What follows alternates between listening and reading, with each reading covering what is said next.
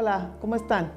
Soy Marta Nateras González, soy profesora e investigadora de la Facultad de Ciencias Políticas y Sociales de la Universidad Autónoma del Estado de México.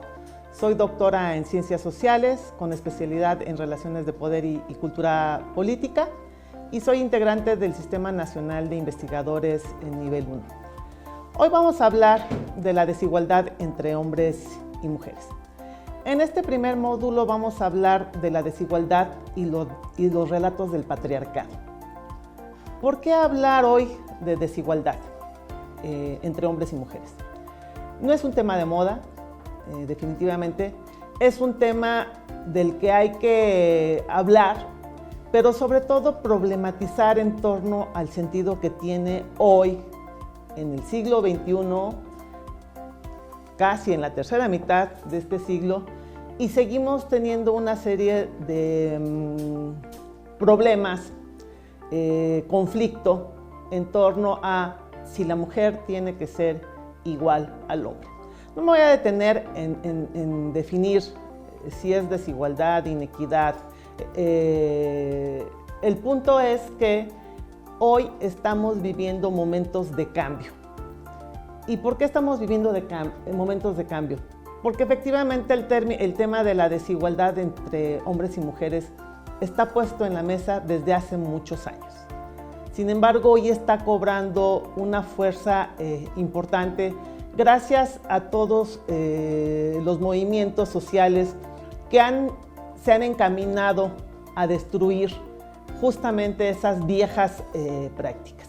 Entonces, ¿qué vamos a ver hoy en este módulo? Justamente en dónde está ubicada esa desigualdad y por qué esa desigualdad es un tema añejo, no es un tema nuevo. Lo interesante en este momento de la historia es que es un tema que ya está visible y, como decía hace un rato, está en la mesa, se ha visibilizado y por consiguiente pues hay que atenderlo. Entonces empezamos con esta parte. Vamos a empezar a diseccionar el tema en varias partes para que vayamos comprendiendo un poco el tema de la desigualdad y cómo funcionan estos roles, estas dinámicas sociales que nos han sido impuestas históricamente. Ok, a ver, comentaba hace un rato, hoy el tema de la igualdad está puesto en la mesa. Yo como politóloga me congratulo por varias cosas, entre ellas que hemos llegado a temas de paridad de género en varios espacios de la vida política del país. ¿Y por qué me congratulo?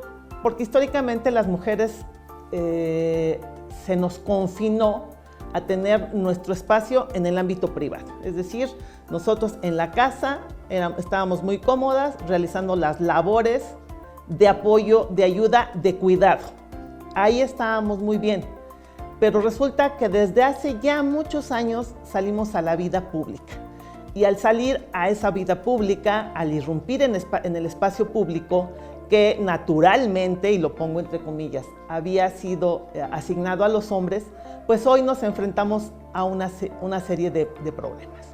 Entonces, justamente ahorita lo que vamos a ver es cómo liberarnos de esas prácticas, pero sobre todo porque esas prácticas, esa asignación de roles han generado estereotipos. Entonces, vamos por partes. Ok. Cuando se habla de género o de la relación entre hombres y mujeres, el concepto de patriarcado es una herramienta imprescindible para entender y explicar la desigualdad instalada en la historia de nuestra sociedad. La forma en que se construye la subjetividad de una mujer o de un hombre, su manera de ser, de qué disfruta, de qué padece, de qué habla, de qué no habla, es una construcción sociohistórica. Y esto impacta tanto a hombres o mujeres. No solamente son los roles sociales, no solamente son las actividades, los gustos que nos han sido asignadas a las mujeres, sino que también los hombres han tenido ese peso. Cuando se habla de género como construcción sociohistórica de un lugar simbólico, pareciera que solo se hablara de la construcción del género femenino y que se diera por sentado que el hombre es así, obviando la condición de construcción de rol que es histórico-social, como comentaba, tanto para los hombres como las mujeres, ¿no? Entonces nosotros tenemos como mujeres, desde que nacemos, asignadas ya ciertos roles, ciertas prácticas sociales que además están legitimadas por la propia dinámica social. Y lo mismo sucede con los hombres, ¿no? Las mujeres tenemos el papel de cuidadoras, los hombres tienen el papel de proveedores, y cuando rompemos ese status quo, entonces justamente es cuando se detona relaciones conflictivas. Las formas histórico-sociales en las que una subjetividad se expresa están profundamente arraigadas a las formas de producción material y simbólica que determinan las prácticas.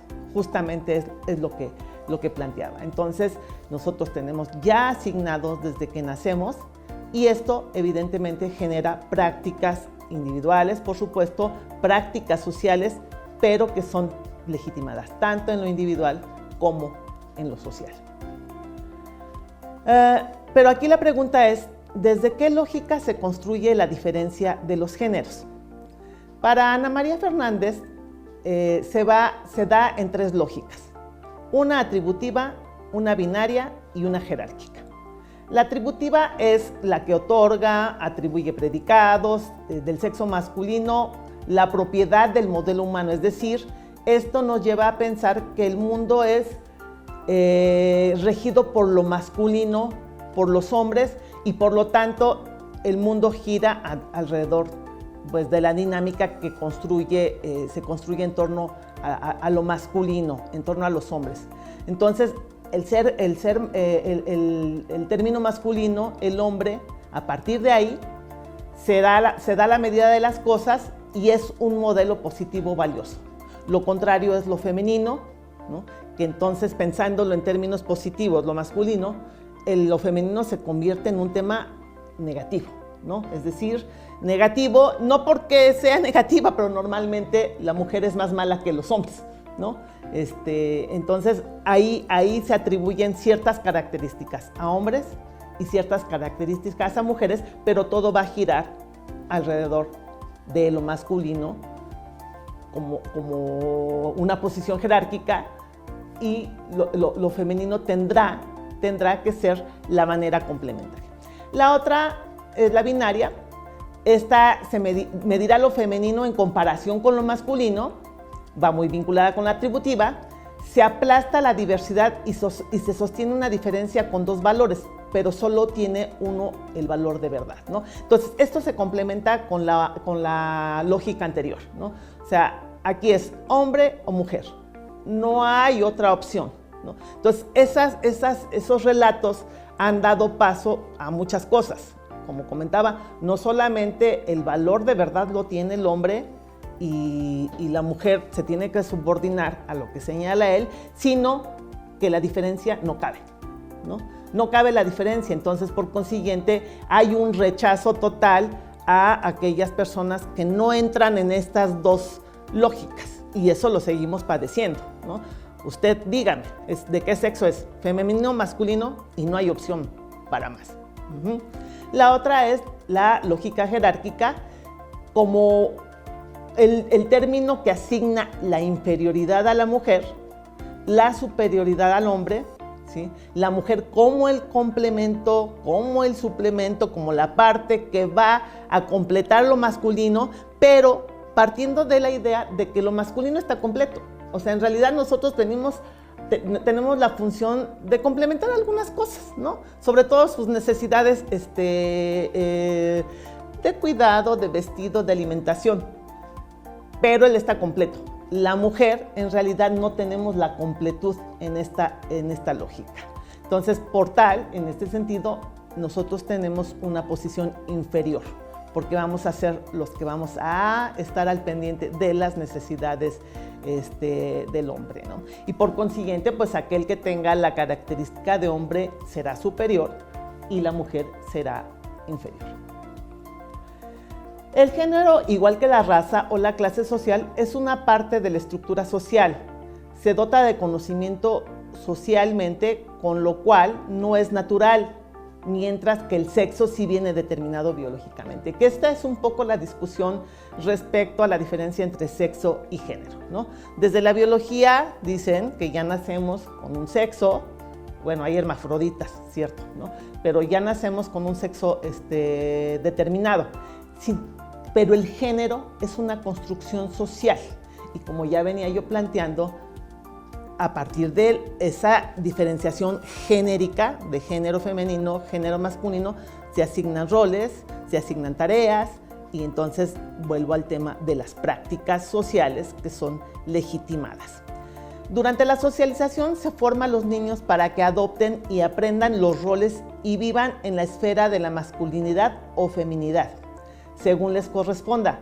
Se instauran en ellos una serie de roles genéricos y comportamentales de acuerdo con las expectativas sociales, generando estereotipos. Entonces, los niños se visten de azul, las niñas se visten de rosa, los niños juegan con carros porque ellos van a tener un carro más adelante, ¿no? Las niñas juegan con muñecas porque ellas van a ser mamás, van a ser cuidadoras más adelante, ¿no? Juegan al té, juegan a la comidita porque ese es el rol que se les asigna desde que nacen. Y los niños, bueno, van a jugar a que son el jefe para que llegan a la casa y les van a servir. Pero eso está, decía yo, determinado naturalmente, pero ya estamos viendo que en realidad no es natural. Se ha naturalizado para justificar todos estos relatos del patriarcado, pero en realidad estos son asignaciones impuestas socialmente. ¿Qué va a pasar? Entonces, desde que nacen los niños, van a nacer y crecer con estas dinámicas ya establecidas, es decir, con esos roles genéricos establecidos para niñas y para niños. El niño nace, le compramos, cuando es niño, le compramos ropita azul, porque se va a ver muy bonito. Imposible comprarle ropa rosa, ¿no? Y bueno, tampoco los colores neutrales de pronto son bien vistos, ¿no? Entonces, estableciendo esa diferenciación, porque además el varón sabemos que históricamente ha tenido un valor mayor que el de las mujeres, ¿no? ¿Por qué? Porque además él es el que va a transmitir el apellido. Vivimos en una sociedad patriarcal, ¿no? Entonces, él es el que va a transmitir el apellido. Las niñas no. Las niñas van a recibir el apellido del padre de sus hijos. Claro, ya no es tan común decir que somos de el apellido del marido, ¿no? Se ha vuelto cada vez menos común. Sin embargo, para muchas mujeres todavía sigue siendo un orgullo pertenecer a un hombre, ¿no? Y por tanto que sus hijos tengan el apellido de su padre. Entonces, estas dinámicas, vuelvo al tema, se han impuesto socialmente, ¿no? Entonces, ¿qué va a pasar con esto? Que un niño que crezca con una cultura que valora positivamente la identidad masculina, separará de forma rápida y torpe su identidad de la de su madre. Es decir, aunque el niño desde pequeño quiera ser cariñoso con su mamá, no se le permite tan fácilmente, y esto ha sido históricamente. Entonces, por eso comentaba yo en un principio, estamos en un momento de cambio, pero sobre todo para entender que el cambio empieza en lo social, porque si socialmente se nos han impuesto estos roles, estas dinámicas, pues entonces el punto es cómo desandar, cómo revertir esto, y el cambio viene desde lo social. Entonces, al niño cuando nace se le enseñaba que había que separarse de la mamá, ¿no? Y entonces observar al papá, qué hacía el papá, cómo se movía el papá, cómo hablaba el papá, porque efectivamente el niño quería ser como su papá, ¿no? Entonces, de la mamá observa su papel de cuidadora, ¿no? El papel en una jerarquía subordinada, y siendo decía yo, la cuidadora, pero sobre todo la que nos va a tener la comida en la mesa. ¿sí? La que va a cubrir nuestras necesidades básicas, las que nos va a tener la ropita al momento que queramos usarla. Entonces, el niño va, cuando se valora esos roles establecidos socialmente y asignados a mujeres y hombres, el niño va a aprender que eso es natural, ¿no? Que eso es natural, y entonces lo natural es que mamá haga eso y que papá eso, ¿no? Y aunque el niño de pronto sienta la necesidad de amor de su mamá, pues no lo va a poder manifestar libremente porque se va a empezar a topar con una serie de problemas. Puede ser que con el papá, que le diga que no tiene que estar en esa actitud con la mamá, y entonces de esta manera el niño va a aprender que tiene que oprimir, ¿no? Que tiene que oprimir a las mujeres y que las mujeres tienen una posición subordinada. Entonces, el ejemplo más claro de esto es: los niños no lloran. Los niños no lloran, y entonces aguántese como machito. Entonces, eso no es natural. Esas son, volvemos al tema, esas son acciones, situaciones, roles asignados socialmente. Por otro lado, la niña que ha vivido también en esa cultura machista, aprenderá que su sexo está infravalorado.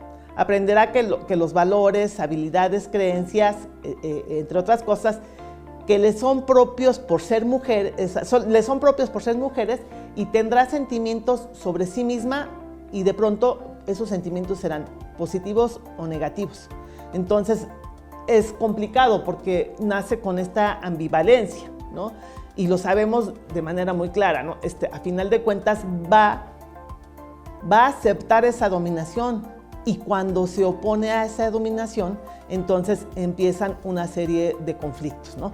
O sea, la niña va a empezar a preguntarse si hace bien o hace mal en oponerse a esa estructura jerárquica social establecida. Entonces, ¿qué pasa con ello?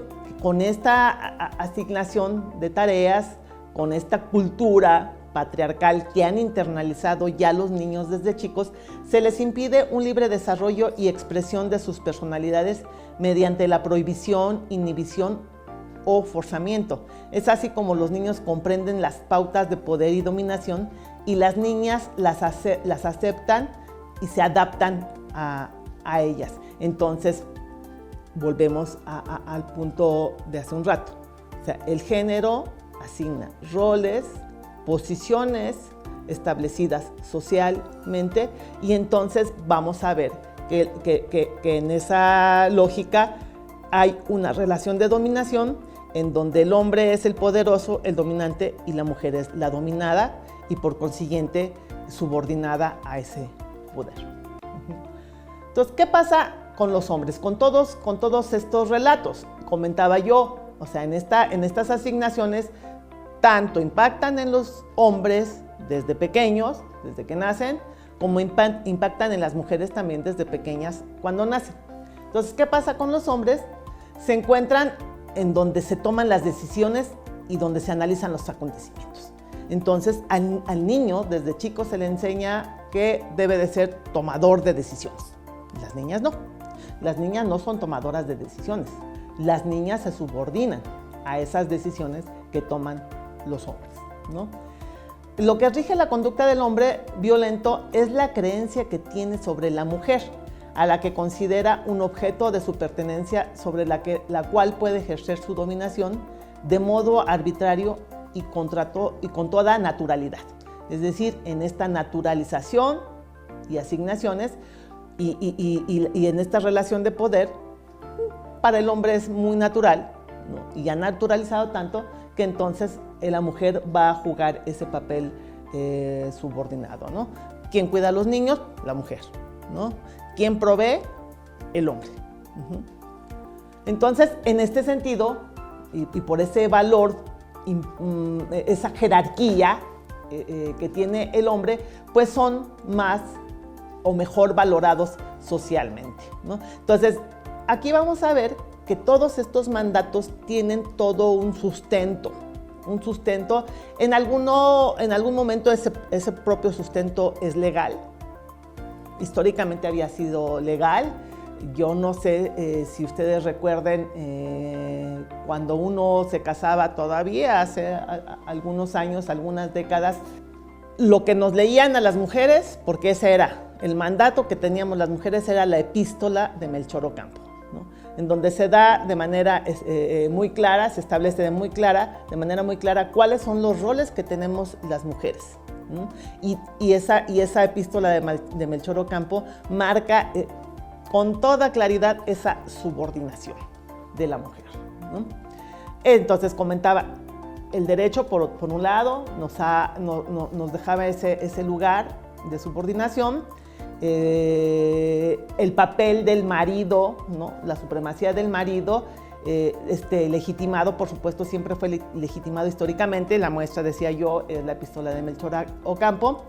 Esa dominación sobre la mujer ahí queda muy evidenciada de manera muy clara, y entonces esto también promovía la dependencia económica de la mujer, y al hombre le daba la posibilidad y le garantizaba el uso de la violencia para controlarla.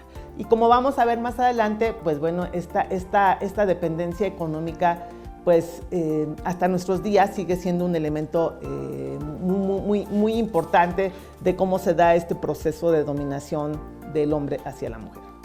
Entonces, esto ha sido, comentaba, la ley es una parte fundamental, ¿no? Que asigna que legitima esa asignación social, pero también nos encontramos lo que decía yo hace un momento, ¿no? ¿Cómo ha sido legitimado socialmente? La cultura, ¿no? A partir de la cultura, usos, costumbres, tradiciones, mundo simbólico, en donde evidentemente ahí el papel de la mujer está totalmente subordinado y es muy claro, ¿no? O sea, las reglas informales con las que se rige la sociedad, pero que suelen ser esas reglas mucho más duras que las propias reglas establecidas en el marco jurídico formal. Entonces vamos a ver que a final de cuentas todo esto que plantea nos lleva a señalar que el hombre impone con la violencia sus criterios, desvaloriza a la mujer, la tiene como un ser inferior y la somete a través de la humillación y la vejación. Entonces, exactamente esto nos lleva a considerar al hombre como el prototipo del ideal masculino transmitido por la sociedad, y evidentemente esto da paso a la misoginia. ¿Qué pasa con las mujeres? Ya hemos comentado, estas han sido subordinadas a los hombres, han estado durante muchos siglos recluidas en sus casas. Su espacio, decía hace un rato, es el privado. Hoy nos encontramos todavía a pocas mujeres que ocupan puestos importantes en el trabajo, puestos de alta responsabilidad, y esto además genera pues una falta como de conciencia para impulsar esta parte. Comentaba yo en un inicio, yo me congratulo en el Senado, en la Cámara de Diputados, en la Cámara de Senadores, ya estemos en ese nivel de 50-50 que establece la ley, pero más adelante vamos a ver en realidad cómo hemos llegado a ese 50-50. Pero, por ejemplo, en el Poder Ejecutivo no hemos llegado a ese 50-50. Hoy pensemos un poco quiénes son las secretarias de Estado y, sobre todo, si en realidad el poder que tienen esas secretarias del Estado es independiente, ¿no? Pero eso lo dejo un poco a la reflexión. Entonces, ya también comentábamos que las mujeres aceptan estos imperativos de los dominadores, y entonces sus funciones, sus actividades las realizan en esa lógica, ¿no? Por tanto, llevan a cabo tareas secundarias que a final de cuentas vienen están encaminadas a de alguna manera, acorazar, ¿no? A reforzar el poder del hombre. Por otro lado, pensar en la violencia física, que ya veíamos un poco en la lámina anterior. Esta violencia física es el último recurso para proteger el patriarcado de la oposición individual y colectiva de las mujeres. ¿no? Y me parece que esto lo hemos visto de manera muy clara pues, en el desarrollo de algunos eventos en torno a las movilizaciones sociales, ¿no? Se ha criticado mucho los movimientos de las mujeres, de las feministas que se manifiestan el 8M, pero yo creo que hay que reflexionar un poco más bien por qué, no solamente de las manifestaciones, ¿no? Sino del cómo de las manifestaciones y cuál es el sentido de las propias manifestaciones. En realidad, a mí me queda claro que hay grupos que se oponen nada más por el hecho de ser mujeres las que se están manifestando y entonces en esa lógica desvalorizan la lucha social feminista, ¿no? Otro elemento que ya veíamos hace un rato, las mujeres no ponen la resistencia que deberían, ya estamos viendo que no, que ya están cambiando, y más a menudo de lo que sería deseable, consienten esa subordinación y lo interesante es que muchas mujeres llegan a defender esos relatos del patriarcado y esas conductas machistas de los hombres justamente porque naturalizan esta relación. Entonces, ¿cuáles son los mitos de masculinidad, ¿no? Ya hemos venido planteando varias cosas. ¿Cuáles son esos mitos sobre la masculinidad? Bueno, primero es que la sexualidad es el principal medio para probar la masculinidad. La sensualidad no. O sea, la sensualidad más bien son propias de la mujer, la ternura son propias de la mujer, estas son prácticas femeninas, y la sexualidad de los hombres, por supuesto, sabemos perfectamente bien que es más abierta, más amplia que la de las mujeres. Cuando las mujeres llegan a tener prácticas similares a las que tienen los hombres, bueno, no son bien vistas socialmente. Otro mito es la vulnerabilidad, los sentimientos y las emociones en el hombre son signos de feminidad y deben de ser evitados, ¿sí? Entonces, esas mariconerías, como dirían algunos, no son permitidas para los hombres, porque entonces, fíjense, ni siquiera entraría en esa lógica binaria de la que habíamos hablado, ¿no? O se es hombre o se es mujer, no hay punto medio, ¿no? Y entonces, como el hombre ya tiene asignadas ciertos roles, tareas, cómo debe de sentir, cómo debe de pensar, entonces, cuando él se siente vulnerado en sus sentimientos, volvemos a lo que comentaba, los hombres no lloran, y cuando lo hacen, entonces se someten al escrutinio, a la burla de un amplio sector de la sociedad, incluso de las mujeres. Entonces, en la misma lógica binaria que ya planteamos, la intimidad con otros hombres debe de ser evitada porque puede implicar, afeminamiento y homosexualidad. Y sabemos el castigo que tiene en esta lógica binaria, sabemos el castigo que tienen los hombres que están en ese punto intermedio, ¿no? No estoy diciendo que sea el punto medio en realidad, ¿no? Pero que no entran en este mundo binario. Por otro lado, el poder, la dominación, la competencia y el control son esenciales como prueba de masculinidad, ¿no? Entonces, conocemos muchos relatos de cómo se da la dominación por parte de los hombres. Lo hemos visto históricamente en México, el clásico macho mexicano, ¿no? Que domina, golpea, veja a su mujer o a sus mujeres, ¿no? Entonces, en todo este planteamiento, el último mito es que a final de cuentas la masculinidad es la forma más valorada de identidad genérica. Entonces, ¿qué pasa en esa relación hombre-mujer? Vamos a ver muchas cosas. Si partimos de más allá de esta asignación de roles, sino si partimos de esa relación de poder, de esa relación de poder en donde el dominante es el hombre, la dominada es la mujer, pues vamos a encontrar muchas cosas, ¿no? Primero, ¿cuál es el primer mito? La pareja tiene problemas. Entonces, estoy hablando ya de una relación formal, de una relación hombre-mujer, en donde están casados, en donde viven situaciones complicadas por esa realidad en la que estamos inmersas. Y cuando pasan situaciones en donde se presenta violencia física, porque vamos a ver más adelante que la violencia es amplia, ¿no? El tema de la violencia es amplio. Normalmente lo que observamos nosotros es la violencia física, y sobre esa violencia física pues es cuando decimos, están viviendo en una relación violenta, pero no hemos observado que previamente la mujer en esa relación de dominación ha vivido situaciones de violencia desde siempre, ¿no?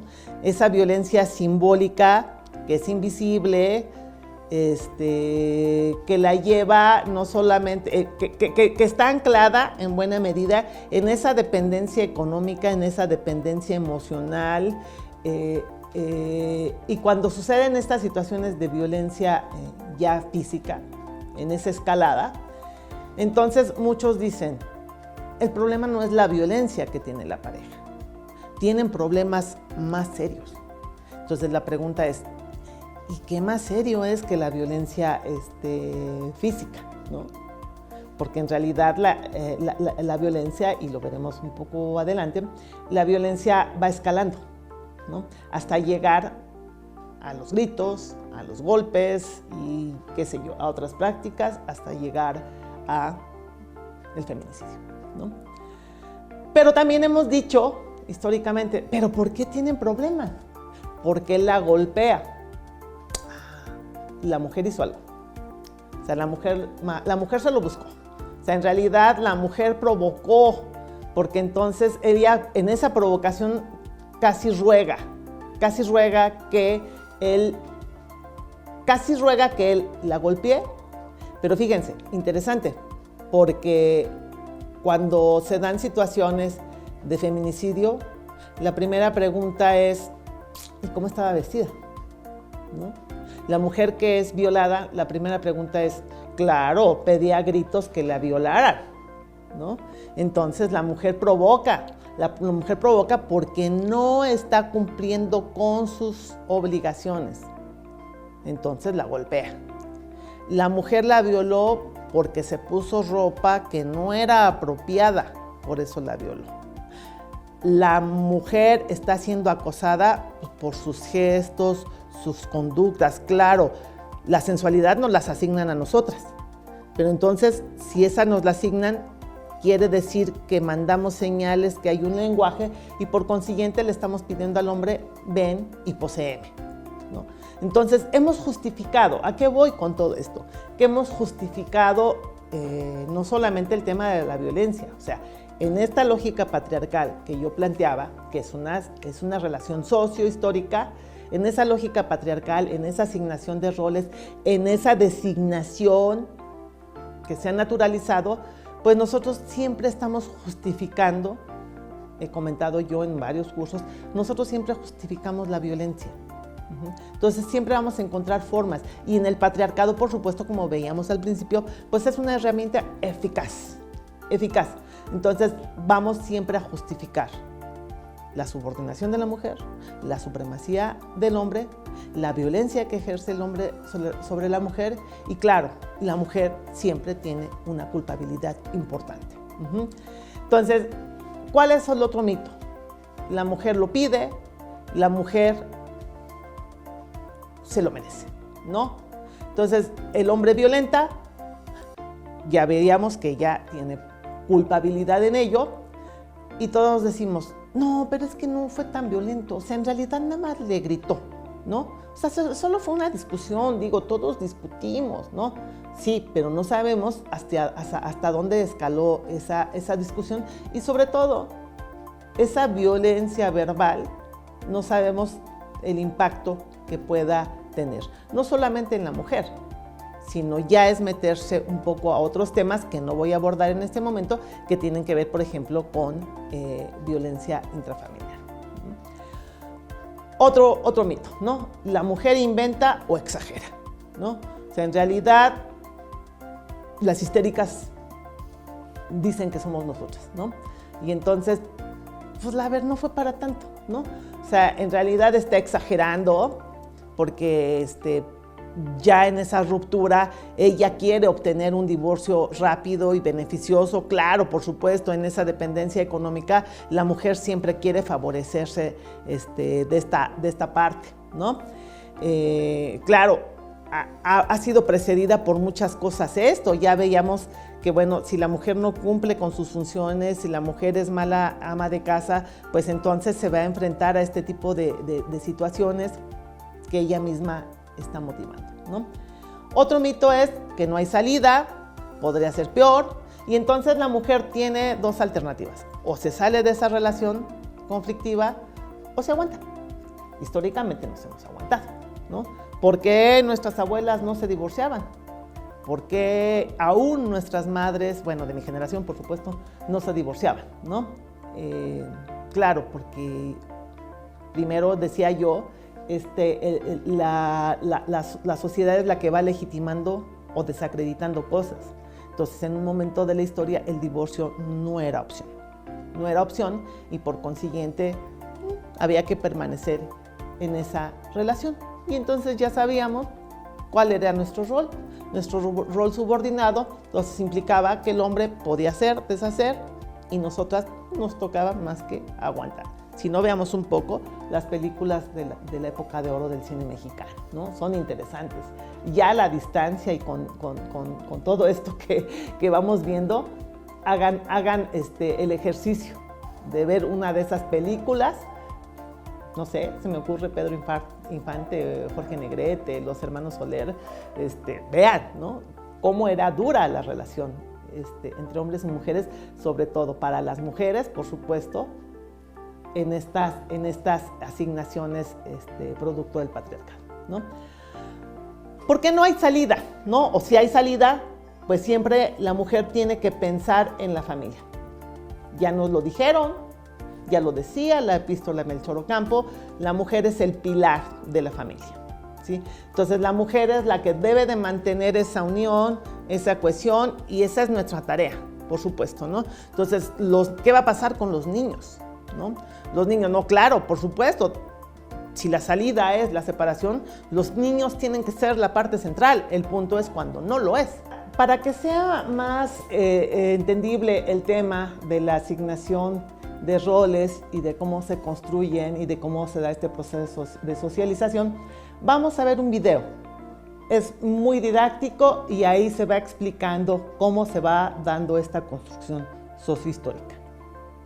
Desde que nacemos y alguien dice que somos niños o niñas, nos educan conforme estas asignaciones, lo que está bien o mal según nuestro sexo.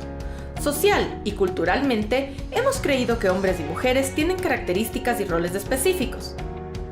Entonces, como sociedades creemos que las mujeres son inestables, débiles, cariñosas, sumisas, miedosas, intuitivas, irracionales, sensibles, dependientes, obedientes, derrochadoras, subjetivas.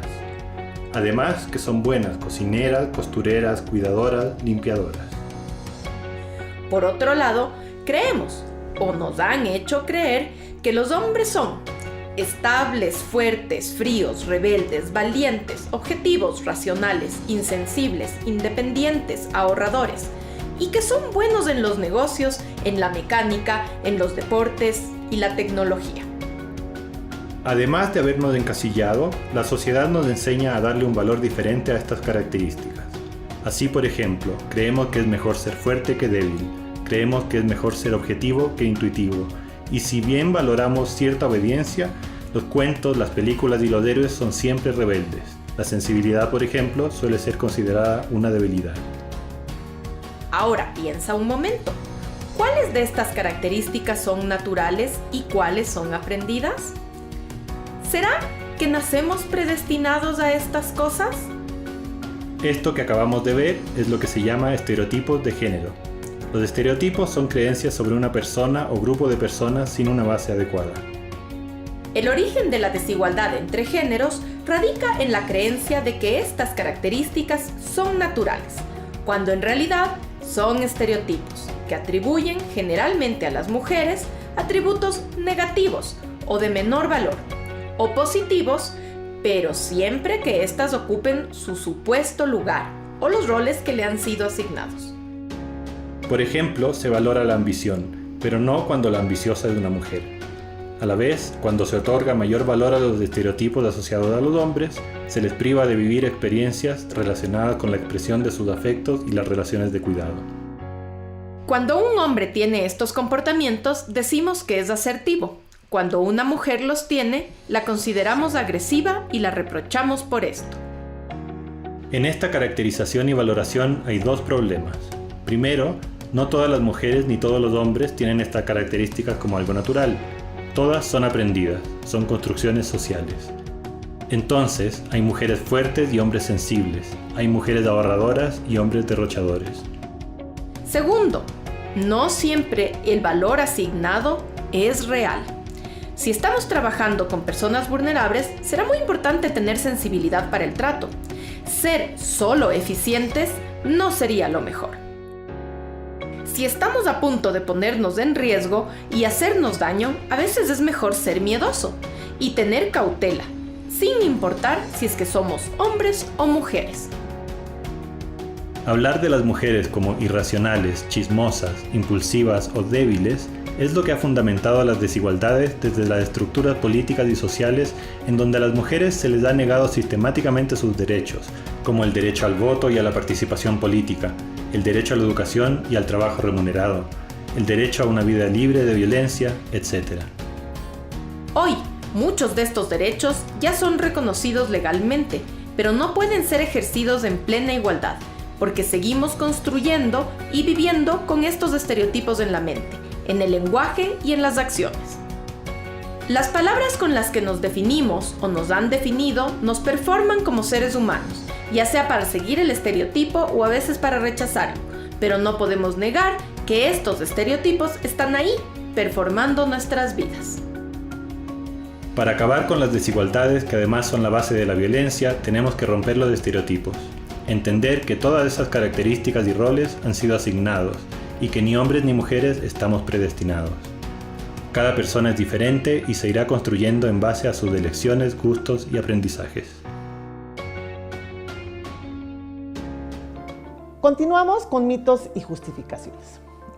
Ya hemos venido planteando cómo se van dando estas construcciones y en donde a final de cuentas, vuelvo al planteamiento, al hombre se le va justificando, ¿no? O sea, el hombre tiene la presión de ser el proveedor, no es la misma presión de ser la cuidadora y por consiguiente, si tuvo un mal día, pues bueno, de pronto tiene esas irrupciones violentas cuando la mujer no está haciendo su labor de manera adecuada. Entonces, ¿qué decimos? Bueno, tuvo mal día, son hechos raros, no es común que haga eso, pero si vemos que ha tenido varios episodios complicados, pues bueno, normalmente decimos, él va a cambiar. Pero la mujer tiene que contribuir en ese cambio. La mujer tiene que ser buena ama de casa, tiene que ser buena madre, tiene que ser amorosa, tiene que aguantar todo ese tipo de situaciones y el hombre va a cambiar. O sea, ella es la medida de las cosas porque al final, en ese terreno, ella es la medida de las cosas porque en función de que ella sea buena mujer, buena esposa, buena ama de casa, pues bueno, él va a corresponder, ¿sí? ¿Qué pasa? Cuando ya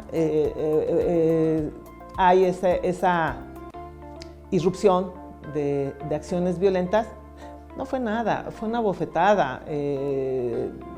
Bueno, sí le puso el ojo rojo, pero no hubo un hueso roto, ¿no? O sea, ¿qué se puede denunciar ante esa situación? Bueno, pues ahí el problema es que esto va escalando. ¿no? ¿Y qué pasa? Que en esa justificación, bueno, nosotras mismas tenemos esa responsabilidad de decir, yo sé que no va a volver a pasar. El punto es que hay que reflexionarlo mejor, ¿no? Y bueno, lo que planteaba hace un rato, ¿no? ¿Qué va a pasar con aquella mujer que tiene total dependencia económica de su pareja, de su marido? No tiene dónde ir, tiene hijos en edad escolar, no tiene trabajo, tiene que atender hijos, tiene que trabajar, entonces imposible una salida, ¿sí? Entonces habrá que aguantarse y no hay opción para seguir viviendo una vida digna, ¿no? A final de cuentas se trata de pensar en los demás y no pensar en uno. Ok, entonces regresemos un poco a los planteamientos, ¿no? El control de la mujer, habíamos comentado, no es solo una práctica regulatoria del sistema inequitativo de la discriminación de género. También el sistema económico influye para controlar y marginar no solo a las mujeres, sino a un grupo numeroso de hombres, ¿no? Y entonces vemos ya situaciones como más complicadas cuando uno se está incorporando al mercado laboral. Pues bueno, no solamente nos damos cuenta que sufrimos la violencia y el poder del patriarcado en la casa, sino que nos vamos a otro terreno, ya al ámbito escolar, al ámbito laboral, y entonces ahí también sufrimos esa relación de poder instalada a través del patriarcado, ¿no? Entonces nos vamos a enfrentar a jefes, a compañeros, a la cuestión de la remuneración económica, que como creo que es Vox Populi, las mujeres ganamos menos que los hombres, ¿sí? Y desafortunadamente, infortunadamente, algunos estudios señalan que tienen que pasar aproximadamente 200 años para que podamos tener igualdad salarial entre hombres y mujeres.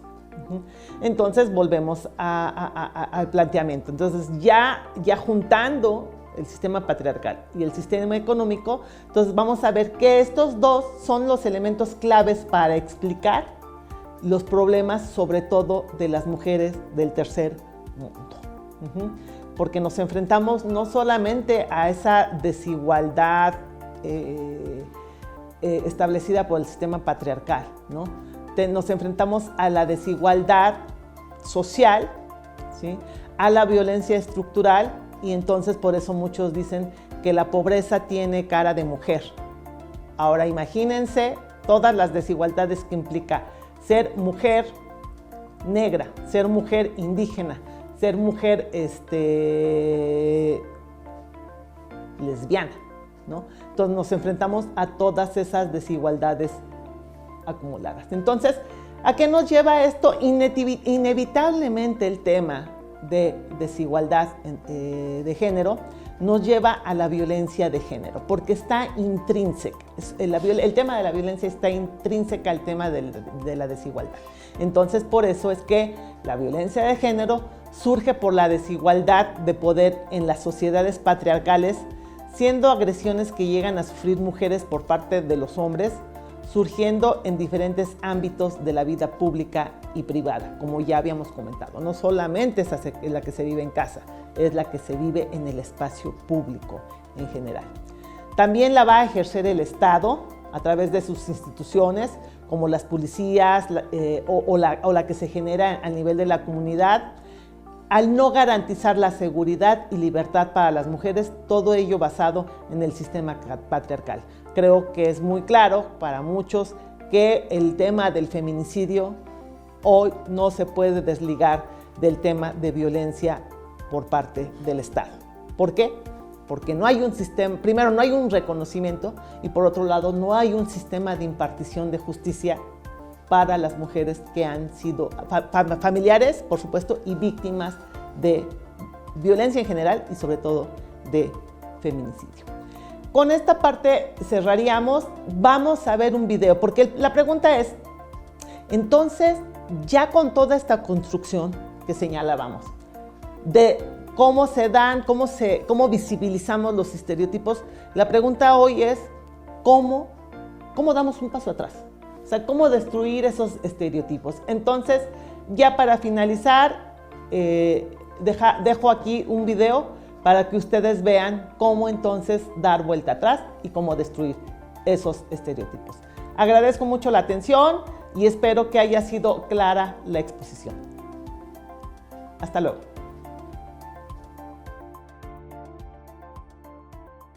Parece un ángel. ¿Un ángel? ¡Ah! Es una mujer. Y todas son como el veneno. Tienen muchos remilgos. Si las mujeres son como el veneno, ¿significa que son malas? ¿Por qué? Serviré de mucho. Sé lavar, coser, barrer y cocinar. Si Blancanieves sabe barrer, lavar y cocinar, ¿qué sabemos hacer nosotros?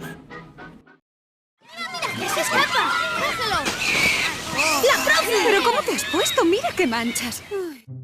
¿Qué creéis que pasará ahora?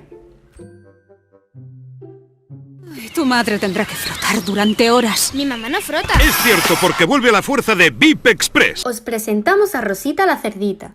Es ama de casa y está muy atareada. Quiere presentarse al concurso Canta, pero no tiene tiempo. ¿Cómo lo conseguirá?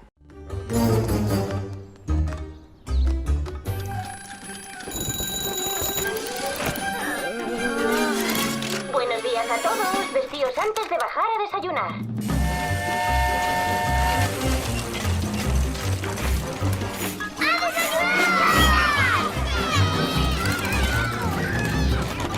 Rosita, ¿has visto las llaves del coche? Las llaves están en el bolsillo de tu chaqueta. Ah, ya las he encontrado. Adiós, cariño. Adiós, Norman. Si no hubiera inventado su máquina, ¿qué otra opción habría tenido? Yo también soy una princesa. Espera, ¿qué? ¿Por qué piensan que no es una princesa? ¿Qué clase de princesa eres? ¿Qué clase? ¿Tienes pelo mágico? No. ¿Manos mágicas? No. ¿Te hablan los animalitos? No. ¿Has sido envenenada? No. ¿Maldecida? No. ¿Secuestrada o esclavizada? No, ¿estáis bien? Voy llamando a la policía. Entonces supongo que hiciste un trato con una bruja submarina por el que te quitó la voz a cambio de un par de piernas humanas. No. Dios santo, ¿quién haría eso? ¿Te han dado un beso de amor verdadero? Y ahora la pregunta del millón. ¿Todos dan por hecho que tus problemas se solucionan cuando aparece un hombre grande y fuerte? ¡Sí! ¿De qué va todo esto? ¡Es una princesa! ¿Por qué tiene que solucionar un hombre los problemas de las mujeres?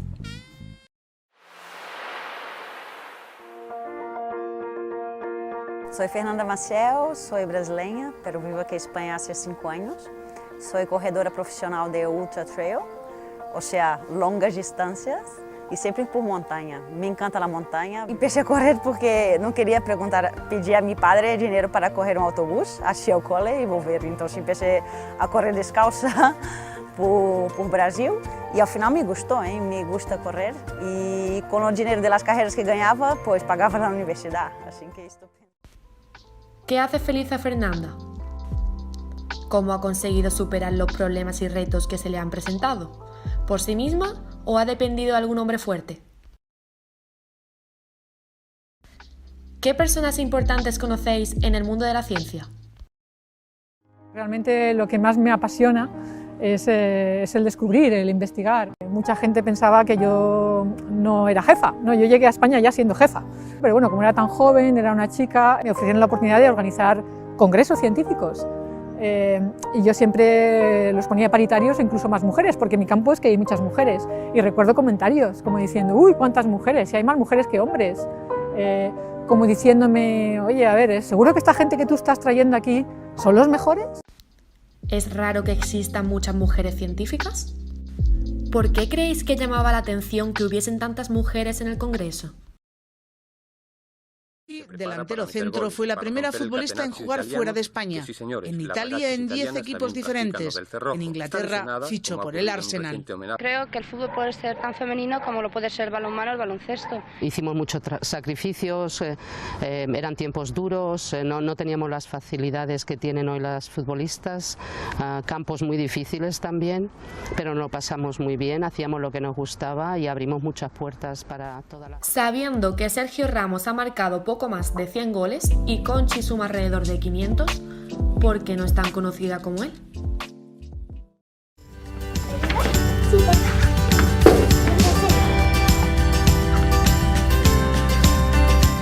Porque tengo menos. Hicimos todo igual, armamos el rompecabezas y nos ayudamos. ¿Creen que hice un trabajo diferente a Mariano? Yo creo que no. Me gustan los dulces, pero es injusto. Vivian y yo hicimos el mismo trabajo. Vivian, ¿tú tienes menos dulces porque eres niña? ¿Qué hubierais hecho vosotros si estuvieseis en el lugar del niño cuando le dan más chuches que a la niña? ¿Qué opináis de que una mujer cobre menos que un hombre por hacer el mismo trabajo? Se llama brecha salarial y es un problema de la actualidad. Entonces, ¿qué significa ser princesa? ¿Ser rescatada? Ser princesa es ser una mujer que lucha por sus sueños, que trabaja, que es científica, deportista, independiente, fuerte, que aprende de sus errores y es segura de sí misma. Aún nos queda un gran camino por recorrer para conseguir la total igualdad entre hombres y mujeres, pero es el momento del cambio. Simplemente, sé aquello que quieras ser.